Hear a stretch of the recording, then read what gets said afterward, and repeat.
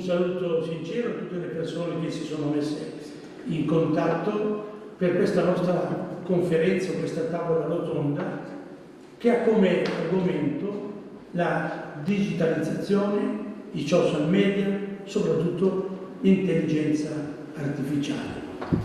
Il giornalista Andrea Bulgarelli, che ha coordinato questo incontro e dove interverranno il dottor Manlio Romanelli, il dottor Francesco De Filippo dell'ANSA e l'avvocato Sandro Tudor.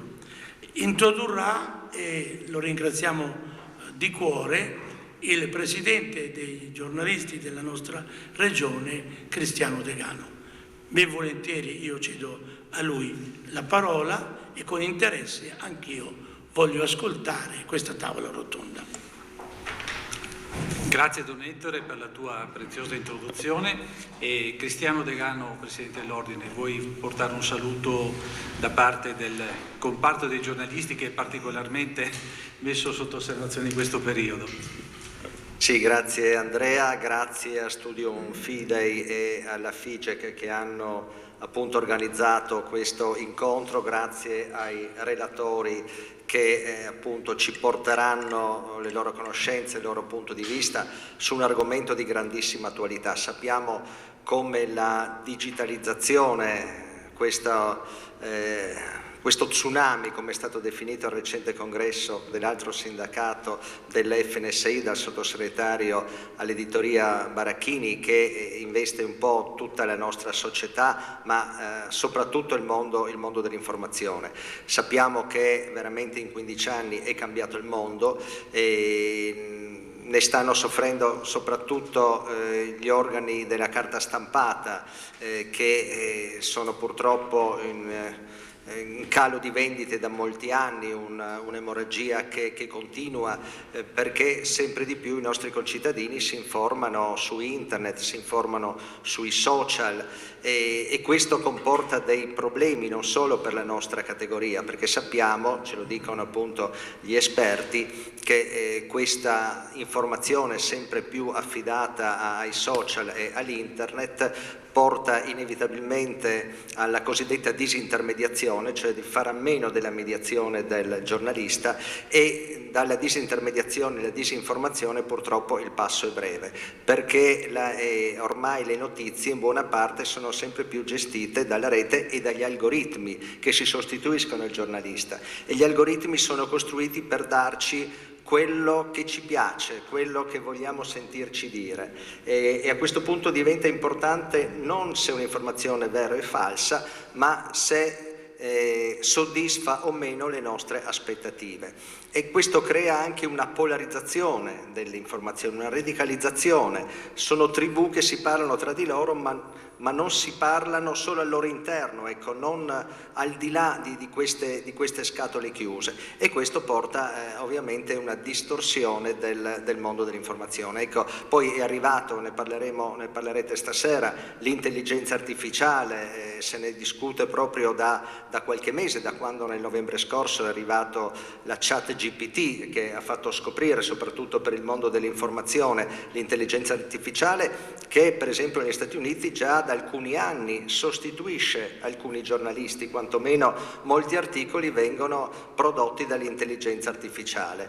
C'è, lo ricordava la scorsa settimana proprio qui Mauro Mazza presentando il suo libro, che c'è il quotidiano Il Foglio che pubblica ogni giorno un articolo fatto dall'intelligenza artificiale e chiede ai lettori di indovinare qual è l'articolo fatto dall'intelligenza artificiale, e quasi nessuno riesce a indovinarlo. Ecco, noi non crediamo comunque che l'intelligenza artificiale, anche se appunto comporterà notevoli novità, possa mai sostituire il giornalismo. Anzi, riteniamo che in un mondo dell'informazione sempre più affidato, come dicevo, ai social, agli algoritmi e ora anche all'intelligenza artificiale, sia fondamentale il ruolo di chi è formato, di chi è aggiornato a scegliere le notizie, a certificarne la provenienza, a verificarne le fonti, a chi è tenuto al rispetto di una deontologia professionale. cosa che ovviamente l'intelligenza artificiale ad esempio non è tenuta. Ecco, riteniamo che questi siano problemi molto importanti non solo per la nostra categoria ma per tutti i cittadini, perché l'informazione è democrazia e quindi difendere un'informazione libera, onesta, è un elemento fondamentale per difendere anche la nostra democrazia. Quindi ben vengano incontri come questi, noi saremo pronti a sostenere anche in futuro, anche magari inserendo iniziative come questa nel nostro programma di formazione professionale per i giornalisti, appunto perché sono argomenti che riguardano tutti, in particolare ovviamente noi giornalisti e noi appunto operatori dell'informazione. Grazie e buon lavoro.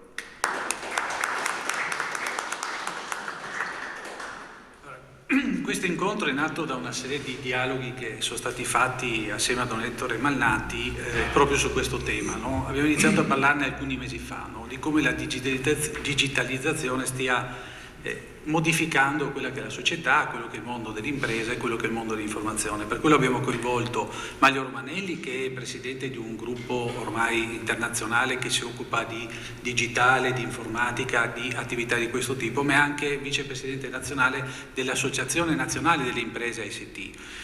Francesco De Filippo invece è il responsabile dell'ANSA del Friuli Venezia Giulia, ma è anche uno scrittore, quindi una persona che quotidianamente si confronta con tutta una serie di temi collegati anche a quella che è la tutela e il diritto sul diritto all'oblio, sulla proprietà intellettuale, sul diritto d'autore, e per questo da Genova, che ringrazio, c'è l'avvocato Lossaldo Tudor, impegnato fuori Trieste oggi per degli impegni di lavoro, e che alla fine ci darà anche degli elementi dal punto di vista normativo e legale che è importante. A proposito di norme, bisogna dire che noi giornalisti ormai abbiamo delle norme datate almeno 60 anni che purtroppo non si sono evolute con la velocità, non dico del digitale, ma neanche del televisivo e del radiotelevisivo. E adesso ci troviamo in una situazione in cui è difficile riuscire ad arginare il mondo digitale, ma c'è anche l'errore che non si tende o non si cerca di, come dire, gestirlo, no? Si attende che l'algoritmo produca qualcosa per poi rincorrere l'algoritmo, per poi trovare delle norme che possano limitarlo. Questo purtroppo avviene non solo in ambito italiano ma anche a livello europeo. Difatti in queste settimane c'è stata un po' una velocizzazione sul tema della creazione di un regolamento sull'intelligenza artificiale. Perché? Perché il garante per la privacy italiano aveva bloccato ChatGPT. ChatGPT è uno dei chatbot che esistono, ne ha fatto un altro Google che si chiama Bard e ancora un altro. E calcolate che 2 italiani su 3 non sanno cos'è ChatGPT e 1 su 3 invece da un sondaggio dell'Ipsos è ben consapevole di quello che può fare l'intelligenza artificiale, che può intervenire in maniera positiva molto spesso nel mondo dell'impresa, ma che invece può avere delle distorsioni per quello che riguarda ad esempio l'informazione e il giornalismo, ovvero certo un articolo lo si può fare perché l'algoritmo pesca nel web e quindi facendo copia e incolla, vari copia e incolla, crea ovviamente un discorso compiuto che può essere un articolo. Però a questo punto la professionalità del giornalista, il diritto d'autore, in particolare abbiamo un giornalista che è anche scrittore, quindi se il suo testo, se il suo volume va a finire sul web, ChatGPT, se fa una ricerca su un determinato argomento, pesca anche quello. Allora, a che punto siamo? Cosa si può fare per riuscire a normare questo? Non è che bisogna bloccare la modernità, ma bisogna sicuramente metterla all'interno di una serie di regole che ad esempio i giornalisti seguono. Parliamo di minori, i giornalisti hanno la Carta di Treviso che stabilisce tutta una serie di regole per tutelare i più deboli e noi assistiamo invece sul web, soprattutto nei social, alla partecipazione dei minori in anche come dire, delle pubblicità, degli interventi promozionali che non sono debitamente anche descritti, no? Ad esempio su un giornale uno sa distinguere tra l'articolo e la pubblicità perché sono diversi e soprattutto hanno l'indicazione, ma se uno se va su un determinato social e trova questi Instagrammer piuttosto che YouTuber o molto altro che fanno i loro interventi, molto spesso non è indicato se è una pubblicità, se invece è una semplice considerazione che fanno sul ristorante, se in quel ristorante hanno mangiato senza pagare o seppure hanno pagato alla fine quando fanno il giudizio. Allora c'è una trasparenza che manca, ed è per questo che come Federazione Italiana Giornalismo e Comunicazione abbiamo inteso, assieme all'Ordine dei Giornalisti, di sensibilizzare il mondo politico, perché va fatta una completa riforma di un sistema che non è solo quello dell'informazione, ma anche quella dell'attività sul web ed è soprattutto anche quello della pubblicità, perché è inutile parlare di aziende editoriali in crisi, se ovviamente l'azienda editoriale deve stare a determinate regole, deve pagare determinate tasse previste da norme e non può concorrere con un mondo messo sul web in cui le società hanno sede in Lussemburgo piuttosto che in altri paradisi anche fiscali, dove tutto ciò ovviamente non vale. Allora, per capirne un po' di più, per capire se il diritto all'oblio, il diritto alla privacy, il diritto d'autore potranno avere un futuro, noi poi lo chiederemo anche all'avvocato che ci segue. Ma iniziamo con Manlio Romanelli. Ovviamente il digitale non è negativo, è sicuramente un qualcosa di positivo, ma nel mondo delle imprese negli ultimi anni cosa ha comportato? Poi parliamo magari di intelligenza artificiale, però è bello capire l'evoluzione, magari la sua azienda proprio sul digitale ha fatto il suo core business.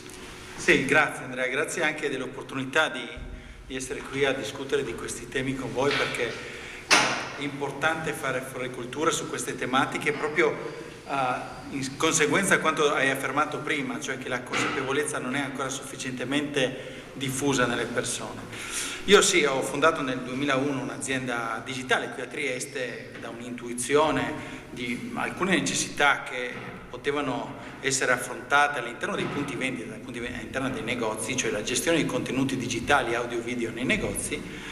L'azienda è cresciuta, oggi è una multinazionale presente in 10 paesi, circa 340 dipendenti e che opera per circa 500 catene di vendita in più o meno 55.000 punti vendita in 106 paesi, quindi non solo nei paesi in cui operiamo con delle filiali, ma in tutto il mondo. E lì cosa gestiamo? Gestiamo contenuti digitali, quindi musica, video ed interazioni che sono sempre più frequenti del cliente consumatore quando entri in un negozio, per cui puoi interagire con quello che viene messo in vendita tramite il suo smartphone, quindi scannerizzando un QR code, avendo delle informazioni, facendosi riconoscere. Per esempio oggi è sempre più comune il fatto che uno inizia un processo di acquisto a casa andando a cercare su internet quello che sarebbe interessato ad acquistare, poi si reca in negozio per proseguire con l'acquisto nel punto di vendita fisico. E in questo caso sarà sempre più comune che nel momento in cui arriva nel negozio viene riconosciuto, perché la particolarità appunto della vendita e del mondo online è che è un rapporto uno a uno fra noi e il soggetto che vende un determinato prodotto, e siamo ormai abituati a farci riconoscere, ci loghiamo all'interno, no? Ci facciamo riconoscere tramite Google, Facebook, altri social media, ormai nessuno ha più problemi a dire chi è. Questo chi è e questa abitudine ad essere riconosciuti via via si estende anche nei luoghi fisici e quindi dà l'opportunità alle persone fisiche, cioè al personale, di sapere che sta arrivando Manlio Romanelli, che ha guardato quel paio di scarpe da tennis e che magari è interessato anche a un paio di calzoncini, una maglietta coordinata o una racchetta. Quindi questo è un po' in due parole il succo delle attività che noi facciamo. Però è importante capire come su queste attività impatta l'intelligenza artificiale. L'intelligenza artificiale innanzitutto, per semplificare in termini informatici, si divide in due grandi sottogruppi, quella predittiva e quella generativa. Quella predittiva è l'intelligenza che serve a prevedere il comportamento successivo. Cioè sostanzialmente uno ha un comportamento, mette una parola e il sistema dice con grande probabilità la parola successiva è questa qui. E questa è la base, sono le fondamenta di qualsiasi sistema di intelligenza artificiale, tutti sono partiti da questo. Quella generativa è invece quella che, proprio come dice la parola, genera dei contenuti, cioè quindi genera delle azioni conseguenti alla predizione. E il confine qui è molto sovrapposto, è molto grigio, nel senso che il limite in cui l'azione, la produzione di contenuti arriva ogni giorno cresce. perché sono sempre delle macchine, non sono degli esseri umani, hanno dei limiti dettati da tutta una serie di componenti, il programma che fa funzionare il sistema, la macchina su cui gira, gli investimenti che quindi ci sono dietro per farlo funzionare. Tutto questo ovviamente dà una potenzialità di creare un qualcosa che sembra un contenuto originale, ma non sarà mai un contenuto originale, sarà la costruzione più probabile di quello che successivamente può accadere, prendendo da una serie di banche dati, da una serie di basi dati che sono rese disponibili alla macchina. Oggi in Italia circa il 17% delle imprese applica l'intelligenza artificiale e di questo 17% l'80% nel servizio clienti, cioè quando uno si interfaccia con una società telefonica, una società di acqua, luce e gas per esempio, interagisce quantomeno nelle prime fasi con una macchina che diventa via via nel tempo sempre più sofisticata e riesce a dare delle risposte sempre più precise prima dell'intervento dell'essere umano. Solamente il 20% lo usa per sistemi di vendita o manutenzione predittiva, cioè cerco di capire in anticipo quello che può accadere e quindi faccio delle azioni perché il danno o la cosa che voglio predire neanche non accada. Per esempio noi che gestiamo degli apparati elettronici in questi negozi in 106 paesi del mondo, quindi anche molto distanti, le nostre prime esperienze di intelligenza artificiale sono proprio di insegnare ai sistemi a dire quando quell'apparato dà dei segnali probabilmente cosa succede? Succede che si romperà entro tot tempo, quindi fai delle cose, intervieni. Quindi un'intelligenza molto basica, però già che riesce a ridurre in maniera impressionante il danno, perché sostanzialmente il nostro cliente riceve l'attività di manutenzione, di assistenza prima ancora che la cosa si... Perché? Non preoccuparti, noi la facciamo e tu continui ad avere il tuo servizio. Ovviamente il problema dell'intelligenza artificiale che sta via via emergendo è quello proprio, dicevamo, della consapevolezza. Per esempio leggevo qualche giorno fa che una ricerca di Stanford diceva che solamente il 33% delle persone intervistate comuni del mondo occidentale sostanzialmente, quindi europei, americani, ritiene di entrare in contatto con sistemi di intelligenza artificiale ogni giorno. In realtà è il 77%, cioè il 77% di noi ogni giorno entra in contatto con sistemi di intelligenza artificiale. Ogni volta che facciamo un acquisto online o vogliamo guardare o esaminare un contenuto, utilizziamo dei sistemi di intelligenza artificiale che continuano a imparare, perché la particolarità del sistema di intelligenza artificiale è che impara dalle nostre domande e capisce se ha sbagliato o non ha sbagliato dalle domande successive e la volta dopo va prima sull'obiettivo, quando qualcun altro domanderà più o meno la stessa cosa. Quindi questa è la particolarità. Per esempio Netflix è stato il primo grande esempio di applicazione, in quel caso lì si chiama recommendation engine, cioè macchina di raccomandazione, ci raccomanda dei contenuti che possono per essere noi interessati fatti sul nostro profilo, perché quando accediamo ci riconosce e dice ecco a te piace questo con grande probabilità. Oggi quello che dobbiamo andare a vedere qual è, e hai fatto bene a citare, probabilmente anche l'avvocato Tudor ne parlerà dopo, dell'Artificial Intelligence Act in elaborazione dall'Unione Europea, per capire quello che è il rischio inaccettabile. Oggi in Cina il rating tramite WeChat, che è un'applicazione tipo Facebook per i cinesi, è un qualcosa di ormai normale. Le persone hanno un rating personale che mette insieme tutta una serie di informazioni sulla loro condotta civile, anche se prendono le multe, e gli viene dato un rating per cui quando io mi trovo di fronte a questa persona che mi chiede un prestito, la prima cosa che guardo un rating è già come dire attuale, non è un film di fantascienza, quindi esiste già così oggi.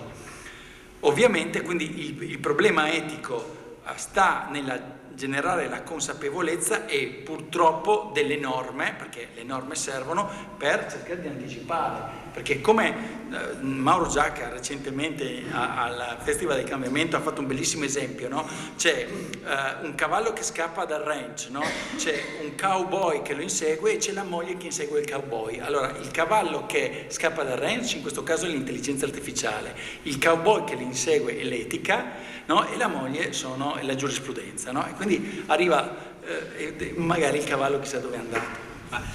Abbiamo capito che l'algoritmo non è neutro, no? Anzi è creato da persone che hanno anche le proprie idee, e quindi accaduto, andiamo sul mondo dell'informazione, no? Molto spesso le persone dicono quel giornale di parte dice quello la vede in maniera diversa, però uno può acquistare 3-4 giornali, guardare la televisione, guardare un servizio televisivo, si fa un'idea e trae delle conclusioni. Invece l'algoritmo fa altro, perché l'algoritmo sceglie cosa tu devi leggere, no? Vengono impostati in questa maniera, quindi non c'è una neutralità, ma alla base di questi studi evidentemente ci sono degli obiettivi, giusto? Certo, sicuramente ci sono gli obiettivi, anche perché il mercato dell'intelligenza artificiale sta esplodendo, perché sotto adesso c'è una spinta economica, perché creando dei contenuti creo dei trend, creando dei trend posso soddisfare questi trend con dei prodotti, quindi capiamo che qui la potenzialità e il vero problema è che sono in 10 oggigiorno al mondo in grado di avere la potenza economica di fare questo, 10 soggetti, cioè meno di quanti siamo in questa stanza, no? Questo è il vero problema, i nomi li conosciamo tutti, Microsoft, Apple, IBM, Meta, i cinesi di WeChat, eccetera, eccetera. Giornalismo, allora l'ANSA è la maggiore agenzia di stampa italiana tra le prime al mondo, sicuramente non lavora con l'intelligenza artificiale. Ma allora, quali sono i rischi per il giornalismo? No? Voi siete presenti online, quindi fate un'attività molto digitale di informazione e per raggiungere sia le testate sia comunque anche i cittadini. Secondo lei, che ha questa esperienza sia giornalistica ma anche da scrittore, quindi c'è proprio la proprietà del diritto d'autore e la coinvolge in maniera diretta, e come vede questa evoluzione?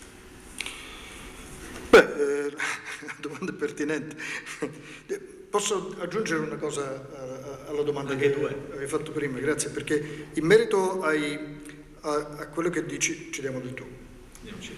In merito a quello che dicevi sull'obiettivo, no? In molti casi i ricercatori non hanno gli sviluppatori, diciamo così, non hanno un obiettivo particolare che è quello di influenzare questo o quel segmento di mercato, oppure tentare di condizionare, semplicemente hanno dei pregiudizi innati e magari nemmeno lo sanno, comunque nemmeno se ne accorgono, e quindi nel momento in cui vanno a elaborare un algoritmo, incredibilmente l'algoritmo risente di questa cosa. Infatti avevano fatto degli studi e hanno visto che in linea di massima l'algoritmo, diciamo, è strutturato da un uomo bianco, caucasico, di solito newyorkese, diciamo così, no? Ecco, ma questa cosa è involontaria, perché ovviamente la maggior parte dei ricercatori sono caucasici e bianchi, e sarebbe invece, paradossalmente, sarebbe diverso se un algoritmo venisse sviluppato in Africa da africani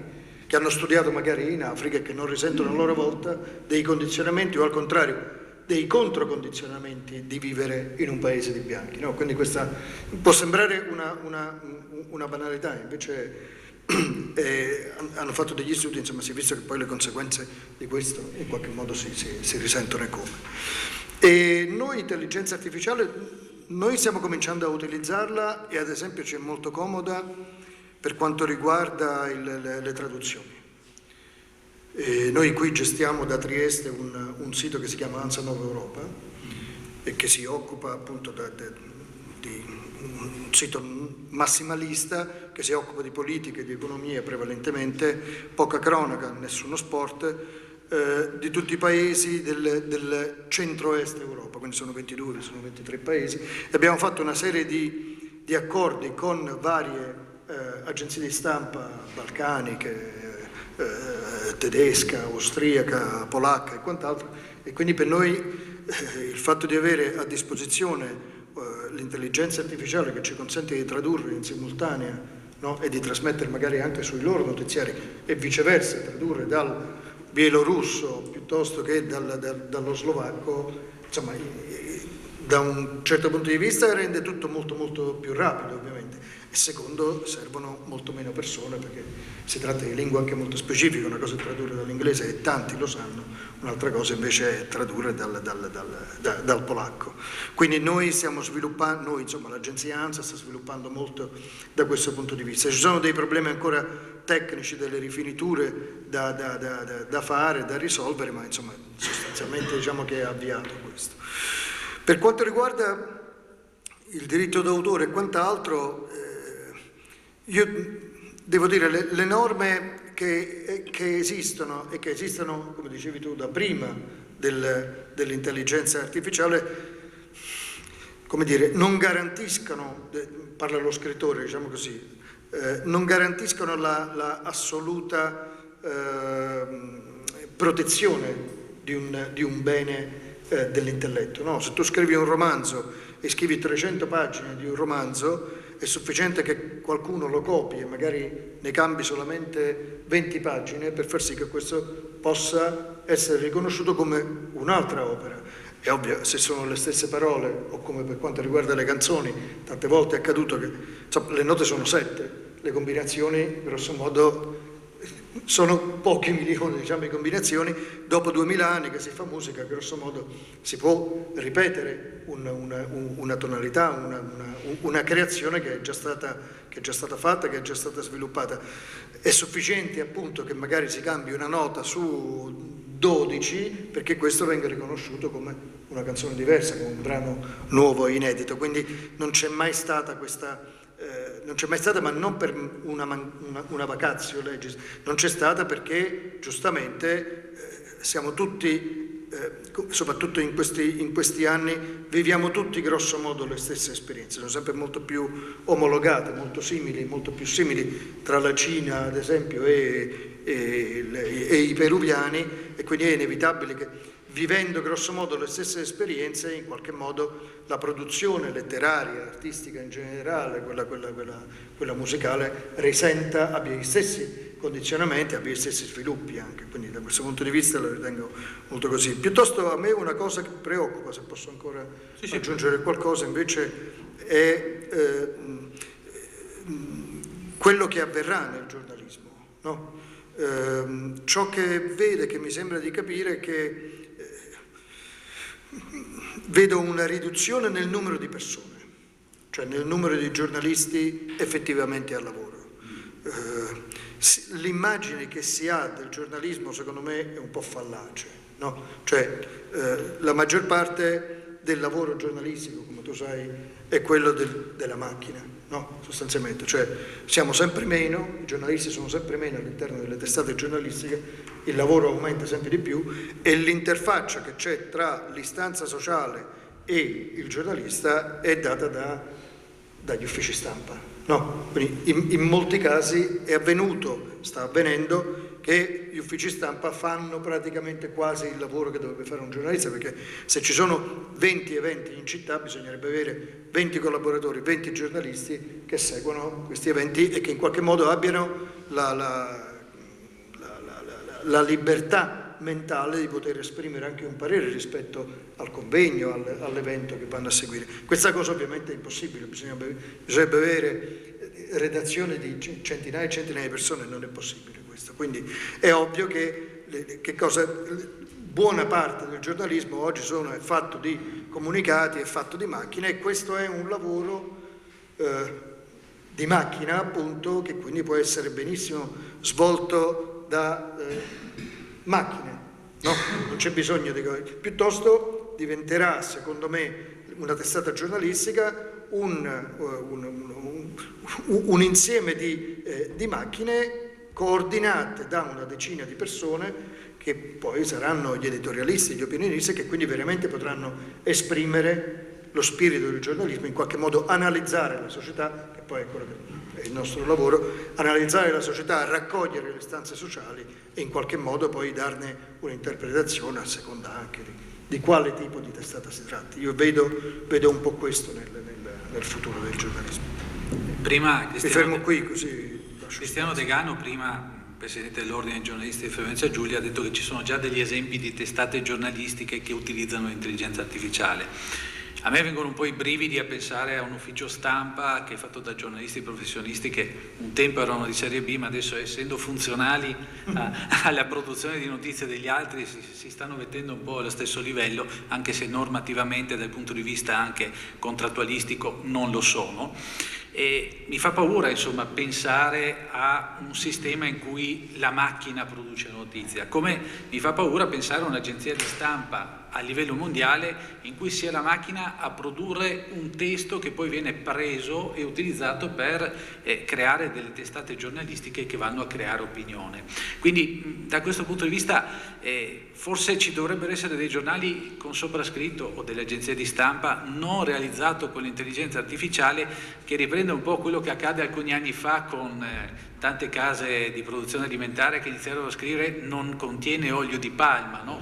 Che diventa un elemento distintivo che va ad arricchire, no? Chi produce da un punto di vista i prodotti alimentari, ma anche chi produce notizie.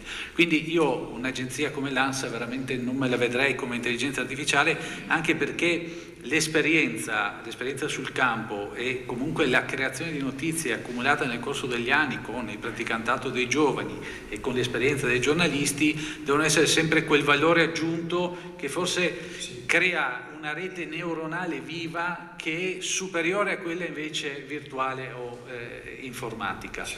No, io forse mi sono spiegato male, io su questo sono assolutamente d'accordo con te, dico soltanto che il lavoro che fa un collaboratore sottopagato, no? Che è quello di prendere un comunicato stampa e di copiarlo, può essere benissimo fatto da una macchina. Questa cosa non comporta una grande differenza. Come dire, la libertà del giornalismo, il pluralismo del giornalismo è un livello più alto e quello va assolutamente salvaguardato. Io credo che noi in generale, non solo nel giornalismo, ci stiamo trovando in un guado che è estremamente largo e siamo partiti da una riva e ancora non siamo arrivati dall'altra. Anche gli editori, credo che siano, Cristiano lo sa benissimo, meglio di me, siano in questa fase di transizione in cui non sanno bene che cosa fare, no? Da un lato, se ti ricorderai, si era pensato 10 anni fa, 15 anni fa, che la carta sarebbe scomparsa, no? E che sarebbe stato tutto quanto digitalizzato. Questa cosa non è avvenuta. Il New York Times, che non è un giornale qualunque, ma che è un giornale che fa tendenza a livello planetario, soltanto dopo 20 anni è riuscito a ottenere, per quanto riguarda pubblicità e vendite di abbonamenti sul web, lo stesso importo, lo stesso sviluppo di fatturato che aveva con la carta. Dopo 20 anni il New York Times, che non fa un numero spaventoso di copie come magari i quotidiani giapponesi, ma è un quotidiano che, come dire, è la voce di un certo tipo di progressisti internazionali, come dire, anche di potere, no? Di lobby di potere, politica, economica e quant'altro. Quindi non è un giornale comune, insomma, ecco. E c'è riuscito dopo 20 anni. Immagino che il Piccolo, il Corriere della Sera o altre testate impieghino ovviamente molto molto di più. Monsignor Malnati, l'aspetto etico di tutto ciò, no? Come impatta sulla società? Quali potrebbero essere i problemi anche a livello di psiche per le persone, no? Pensare a un mondo che sia, come dire, su dei binari già preconfigurati da intelligenza artificiale, algoritmi, da persone che stanno dietro e che creano, come ha detto Mario Romanelli, ciò che gli altri si aspettano. Quindi sembra quasi una presa in giro, no? Uno non ha mai consapevolezza se sceglie una cosa o se sceglie ciò che altri hanno già scelto per lui. Io anzitutto partirei da un fatto, cioè noi viviamo una stagione dal punto di vista della ricerca pari alla stagione che ha superato quella che è la legge di gravità con gli aerei. Quindi la legge di gravità è quella che è, però l'uomo è riuscito a superarla, questa legge di gravità, e ci dà l'opportunità di questi strumenti molto importanti.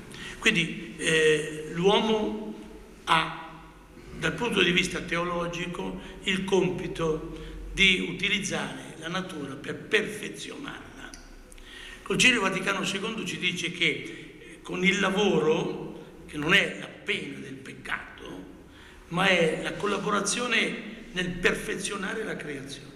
Quindi il lavoro scientifico, la ricerca e trovare delle alternative come può essere l'intelligenza artificiale è un qualche cosa di coadiuvante alla qualità di vita della persona umana e della società. Pensiamo ad esempio alle operazioni, cioè l'intelligenza artificiale, ecco, però ovviamente qual è il discorso da farsi? Come diceva prima lui, moglie e marito, no? Sì, cowboy e signora del cowboy. Quindi ci vuole la legge, cioè una certa normativa che abbia a individuare ciò che è legittimo e fin dove è legittimo, e ovviamente questo diventa che cosa? La risposta a un'etica, cioè il mio prodotto non deve diventare padrone di me. La grande tentazione è che spesso, ecco, potrebbe l'intelligenza artificiale gestire l'intelligenza umana, e lì è il problema, sì, etico, ma soprattutto legale. Cioè la norma in sé per sé è fondamentale perché mi dà i paletti nei confronti dei quali io devo agire. Ora, bloccare la scienza no, perché l'uomo deve continuare a perfezionare il suo modo di essere, però deve fare in modo che la dimensione dell'umanizzazione sia la garanzia di ogni suo prodotto e non lui diventi poi, diciamo, succube del suo prodotto. E qui è il grande problema. Però è così. Ovviamente gli algoritmi chi li detta? L'intelligenza umana. Allora qui è necessario, ecco, creare, diciamo, una cultura nei confronti dell'uso dell'intelligenza artificiale. È come il discorso della pace, no? Tutti pace di qua, pace di là, bisogna educare alla pace. Devo educare i miei pensieri, il mio rapporto con la mia sposa, con la mia famiglia, con il lavoro. Allora un'educazione alla pace mi porterà anche a vedere che la conflittualità non può essere risolta con la violenza e con le armi, ma con i negoziati. Io ricordo che quando insegnavo all'Università dei Diritti Umani con il professor Romano, l'ambasciatore Romano, si parlava dell'importanza del fatto che la pace non è parabellum, se vuoi la pace, è educare a un senso di solidarietà, di responsabilità, ed è questo che io ho sentito negare purtroppo da politici che ci governano, con tutto il rispetto, e mi si ritorna indietro. Allora se vuoi la pace è parabellum, ed è il discorso che fanno anche per la guerra ucraina e Russia. Se noi continuiamo ad armare non arriveremo mai a comprendere la sofferenza dei popoli, e quindi la sofferenza dei popoli va evitata. Non la evito io con la violenza, anzi io la porto nuovamente in una situazione di crisi. Allora è chiaro che è l'uomo che deve gestire i suoi prodotti e non farsi gestire i prodotti, ma i prodotti aiutano la qualità della vita dell'uomo. Quindi l'intelligenza artificiale, ecco, bisogna non guardarla con sospetto, ma non avere eccessiva confidenza con essa, legiferare affinché realmente l'intelligenza artificiale qualifichi il nostro vissuto. Questo mio modo di vedere può essere una base, diciamo, elementare di un'etica però da mettere in rete. Prima di passare all'avvocato Tudor, perché penso che tutti siamo un po' curiosi di sentire dal punto di vista legale cosa succede, una curiosità a Maglio Romanelli, visto che lei lavora in più paesi, no? In più paesi nel mondo, e quindi avete sicuramente dei feedback diretti, dove c'è minor paura dell'intelligenza artificiale, dove magari viene sfruttata forse in maniera anche un po' spregiudicata per fare business? C'è qualche paese in particolare, qualche area del mondo dove ciò avviene? In Asia. Sicuramente in Asia. C'è una concezione completamente diversa anche del controllo degli individui. Noi abbiamo un'azienda che è in Cina, con 2 sedi, anzi sono 2 aziende, una a Hong Kong e una a Shanghai, e io sono rimasto più volte scioccato dalla normalità con cui i miei collaboratori, i miei colleghi cinesi accettano il controllo dello Stato pubblico. È una cosa che c'è è un controllo per cui a noi hanno sospeso il sito web, perché in Cina non si possono usare i superlativi, non si può dire il miglior servizio, i superlativi sono vietati per legge. E qualcuno si è accorto che c'era un superlativo nel nostro sito in cinese e già la polizia informatica cinese, che ha 2 milioni di effettivi, la polizia cibernetica cinese, ha già sospeso il sito con molta cosa, per andare lì e il rappresentante della nostra azienda doveva andare a spiegare, abbiamo sbagliato, scusate, eccetera. Però d'altra parte c'è una grande accettazione che gli strumenti tecnologici possono essere utilizzati per fini commerciali con un'etica relativamente bassa. Vedi Mario, il discorso è sempre culturale, cioè la cultura cinese. Io leggo Le Monde Diplomatique, c'è questa conflittualità tra la concezione dell'intelligenza americana, cioè artificiale americana, e quella cinese. Ma la concezione della non meritocrazia, che cosa avviene? Viene da una cultura di livellamento. Quindi il livellamento è quello che conta, non è colui che emerge. E quindi c'è una dimensione culturale e sociale. E allora se l'intelligenza artificiale va in mano agli algoritmi di questo percorso, qui diventa pericolosa. A proposito di Cina, Francesco De Filippo ha scritto un libro alcuni anni fa, Il dragone cinese. Quindi qual è l'esperienza sulla Cina che hai avuto tu mentre l'hai studiata? Era quella, come ricordava giustamente Maglio, scusa. Ormai siamo al tu proprio. Sì, ho sbagliato. Romanelli. Come giustamente ricordava Maglio, questo pragmatismo portato all'eccesso cinese, no?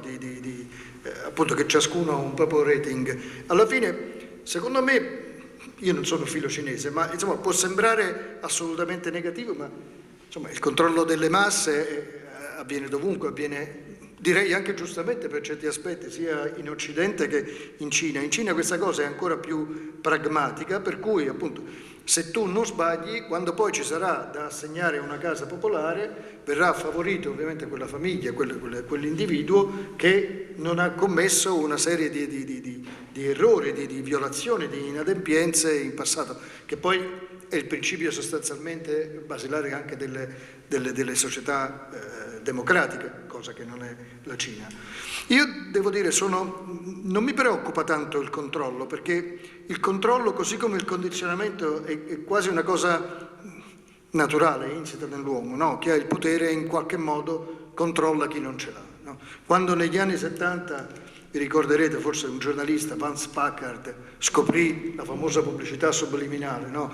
Tutti quanti ovviamente inorridirono, perché pensarono innanzitutto per l'aspetto volgare, diciamo così, che aveva questo fenomeno, e dall'altro lato perché effettivamente la pubblicità era terribile e le persone andavano a comprare quel prodotto, quel whisky in particolare, ma anche quelle calze da donna, non esistevano i cellulari, quella bottiglia o quella penna, perché nella pubblicità sia stampata che in quella invece televisiva in qualche modo comparivano, forse vi ricorderete, organi genitali, e quindi da un punto di vista di coscienza la persona non se ne accorgeva, però l'occhio registrava questa cosa e ovviamente era eccitata, e quindi molti acquistavano questi prodotti.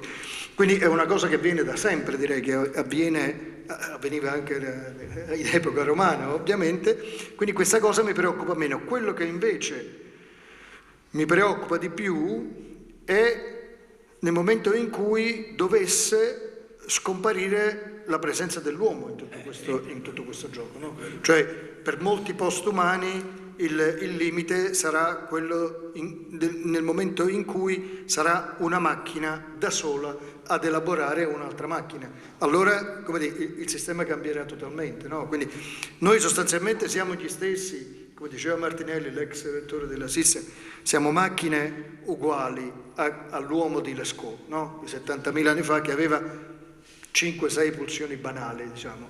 Oggi invece siamo soggetti a una pioggia, una grandinata di di stimoli continui, no? Eppure teniamo in qualche modo, ma abbiamo lo stesso motore sostanzialmente, siamo la stessa macchina dell'epoca, insomma, è un po' come una Ferrari di 50 anni fa, noi riusciamo a tenere ed andare anche a velocità sostenuta. Secondo me, la preoccupazione, e credo sia per questo che molti tycoons americani hanno firmato quella petizione per dire fermatevi con l'intelligenza artificiale, perché questo è veramente, stiamo arrivando a una vigilia di una vicenda che potrebbe veramente cambiare la vita dell'uomo sul pianeta, cioè quello del governo delle macchine. A me questo spaventa, perché allora sarà una logica completamente diversa. Quando una macchina svilupperà un'altra macchina e gli dirà che cosa fare, allora saranno problemi, insomma, uso un eufemismo.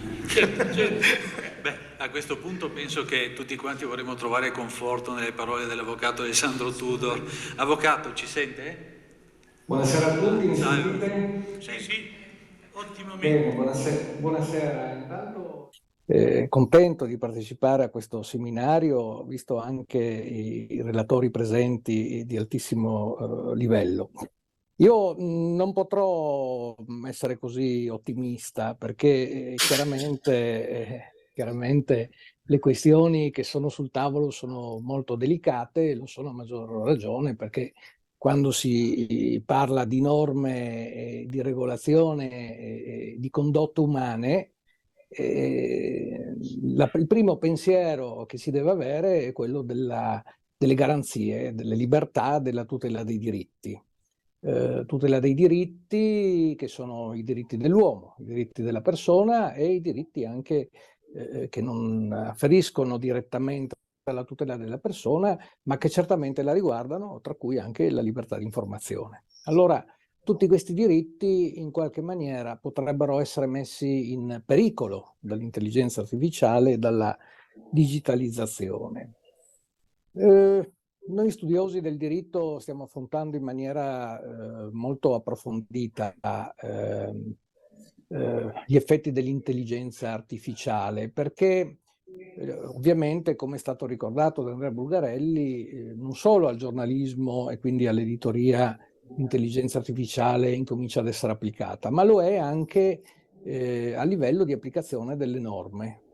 Quindi ci sono alcuni sistemi giuridici europei e non europei che già fanno ampio uso dell'intelligenza artificiale, con una standardizzazione delle decisioni, ad esempio giudiziali. Pensate che, ad esempio, nella piccola Moldavia le impugnazioni delle multe, delle sanzioni amministrative di poco valore, pensiamo a una multa per divieto di sosta, non vengono decise in prima battuta da un giudice, ma vengono decise da una macchina di intelligenza artificiale che, facendo ovviamente l'esame di quello che è la situazione di fatto, risolve la questione del caso concreto, applicando però appunto l'intelligenza artificiale.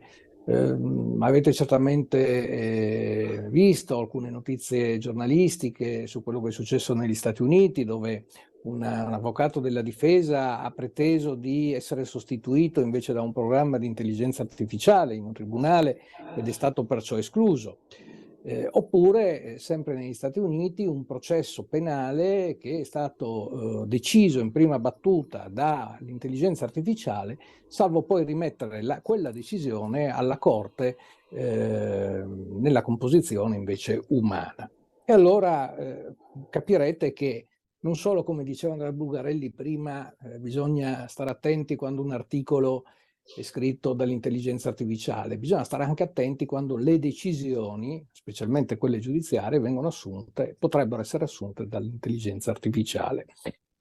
È ben vero però che la questione, detta così, potrebbe sembrare molto specialistica e riduttiva. In realtà dovete pensare che l'intelligenza artificiale è una modalità di applicazione di un procedimento relativo alle decisioni. E queste decisioni non sono solo quelle giudiziali, sono anche quelle, ad esempio, dei pubblici poteri, le decisioni amministrative, le decisioni che vengono prese in attuazione di norme che vengono stabilite da un Parlamento, dal potere legislativo. Quindi vedete, tutto questo incide certamente su quella che è la tutela dei diritti, no? Ed è per questo che noi giuristi la studiamo. Prima Sì. abbiamo parlato del diritto d'autore, ad esempio, della possibilità che attraverso appunto questa fatidica ormai intelligenza artificiale si possano scrivere dei libri o degli articoli andando a pescare un po' come succede ogni tanto con qualche tesi che poi leggiamo sul giornale di qualche caso di ex ministro o politico che ha fatto la tesi copiando da altri e viene condannato, no? Giustamente fa un passo indietro non solo in Italia, anche all'estero. Ma che tutele ci sono, ad esempio, nel nostro paese e a livello europeo su questo argomento? Oppure bisogna appena costruire una normativa che possa, come dire, non arginare l'evoluzione, come giustamente ha detto Don Ettore, ma se non altro incanalarla su quelle che sono delle regole universalmente riconosciute, ecco. Ma guardate, nei vari settori del diritto il tema dell'intelligenza artificiale non è ancora regolato. Manlio Romanelli prima ricordava diciamo, la recente iniziativa del Parlamento europeo che sta discutendo un regolamento, l'EIAT, che va a disciplinare in linea generale l'utilizzo dell'intelligenza artificiale, no? E quello che i legislatori sovranazionali stanno facendo è proprio quello di trovare dei limiti a quello che è l'impiego e l'utilizzo dell'intelligenza artificiale, degli algoritmi che essa crea. Quindi se dobbiamo poi andare ad oggi a fare un esame di quelle che sono le normative speciali nei vari settori, come può essere il diritto d'autore, ma come può essere anche la tutela dei minori, ne abbiamo parlato prima, e come possono essere anche diciamo, gli obblighi deontologici, certamente di noi avvocati, ma anche dei giornalisti. Ecco, allora qui vediamo che in realtà gli ordinamenti giuridici fanno fatica. Voi dovete pensare che purtroppo l'attività normativa segue sempre quelli che sono gli sviluppi, no, della società, regola sempre condotte, fatti che avvengono nel mondo sociale. Raramente la normativa anticipa una certa diciamo, regolazione di materie che andranno a venire. Quindi allo stato attuale non vi è una regolazione, tantomeno a livello uniforme, a livello sia europeo che nazionale, che vada a disciplinare l'impatto dell'intelligenza artificiale, non so, per esempio nella redazione di articoli giornalistici che vengono invece presi da altre fonti, messi assieme dall'intelligenza artificiale e copiati. In questo caso vigono e continuano a essere in vigore le norme sul copyright che quindi verranno applicate naturalmente adattandole alla fattispecie per cui c'è un'intelligenza artificiale che ha scritto l'articolo. Dopodiché qui si apre tutto un tema che non è un tema, ripeto, solo di applicazione di una sanzione per una condotta non appropriata o vietata, ma anche un tema di individuazione dei soggetti, perché se l'articolo l'ha fatto l'intelligenza artificiale bisogna capire a chi gli si fa causa, ad esempio per la violazione del copyright, no, perché dovremmo far causa a una macchina. Certo, nel campo dell'editoria c'è l'editore, ci sono anche altri soggetti responsabili, però voglio dire questo è un tema. E proprio su questo tema, no? Cioè dell'individuazione del soggetto e dei rapporti dell'essere umano con le macchine, con l'intelligenza artificiale, che vorrei completare questo intervento, semmai integrandolo laddove ci fossero ulteriori spunti o domande. Prima Monsignor Malnati ha fatto un richiamo all'umanesimo, no? A quello che deve essere l'uomo e di come l'uomo deve rimanere centrale rispetto al potere delle macchine. Beh, guardate, in questo campo qui iniziamo a parlare di umanesimo digitale, cioè iniziamo a parlare di qualcosa che deve necessariamente essere un limite a quello che è il potere della macchina, il potere dell'intelligenza artificiale. E quindi iniziamo a parlare di etica informatica, cioè l'etica informatica, ovvero sia dobbiamo, e questo lo ripeto, in tutti i procedimenti decisori che vanno da quelli giuridici a quelli dell'informazione, a quello delle decisioni che vanno a incidere sui diritti dell'uomo. Ecco, dobbiamo mettere ben chiari quali sono i paletti tra la macchina e l'uomo e quindi identificare la sfera che è riservata all'uomo. Ecco, richiamando appunto la domanda di prima su cosa fa, diciamo, la legislazione va proprio in questa direzione qui, cioè si sta cercando di porre delle direttive, degli indirizzi e delle regole che vadano a individuare quello che è il limite della diciamo trasformazione digitale di questi processi. C'è la Dichiarazione europea sui diritti e principi digitali per il decennio digitale, che è stata adottata dalla Commissione europea nel gennaio 2022, che è, diciamo, l'atto che poi ha dato il via a quell'attività del Parlamento europeo che dicevamo prima. Il principio fondamentale qual è? I sistemi robotici e le intelligenze artificiali devono essere complementari all'uomo, non devono sostituire l'uomo. E quindi con diciamo così, un'espressione che è stata utilizzata, i sistemi e le intelligenze artificiali non devono contraffare l'umanità, cioè non possiamo essere sostituiti da queste intelligenze. Certamente, in ogni caso, ci sono poi tutta una serie di problemi pratici e mi riferisco anche a quello che si è detto prima su quelle che sono, Manlio Romanelli ce l'ha spiegato molto bene, sono le profilazioni, no? Ecco, cioè oggi questo diciamo, abbiamo fatto fino adesso un ragionamento sull'intelligenza artificiale a livello, non dico filosofico, ma metagiuridico e molto poco pratico. Gli ambiti in cui l'intelligenza artificiale oggi sono meglio, diciamo, normati sono quelli della tutela dei dati.